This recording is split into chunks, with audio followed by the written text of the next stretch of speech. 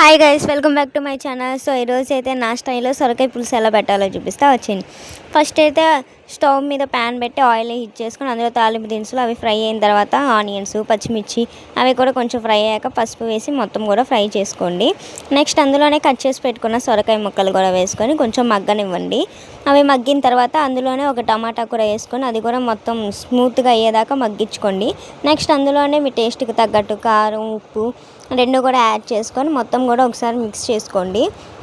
అలా మిక్స్ చేసుకున్న తర్వాత మీ పులుపుకి తగ్గట్టు చింతపండు రసం కూడా తీసుకొని యాడ్ చేసేసుకోండి. అలాగే ఈ చింతపండు రసంతో పాటే కొంచెం వాటర్ కూడా యాడ్ చేసేసేయండి. మీ పులుసు చిక్కటి కన్సిస్టెన్సీని బట్టి ఎంత కావాలంటే అంత వాటర్ యాడ్ చేసుకోండి.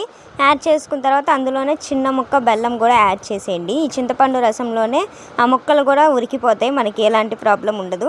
నెక్స్ట్ ఇలా మొత్తం మగ్గి ముక్కలు కూడా ఉడికిన తర్వాత చూసారా ఇలా అయితే ఉంది. నెక్స్ట్ దీన్ని అయితే వేడి అన్నంలో సర్వ్ చేసుకుంటే టేస్ట్ అయితే చాలా బాగుంటుంది. మీ ఇంట్లో ట్రై చేసి మీకు ఎలా వచ్చిందో కామెంట్ చేయడం మర్చిపోకండి. చాలా సింపుల్గా ఈజీగా ఉంది కదా, డెఫినెట్లీ ట్రై చేసేసేయండి. ఇలాంటి మరెన్నో వీడియోస్ కోసం మన ఛానల్ ఇప్పుడే సబ్స్క్రైబ్ చేసుకోండి. Thanks for watching.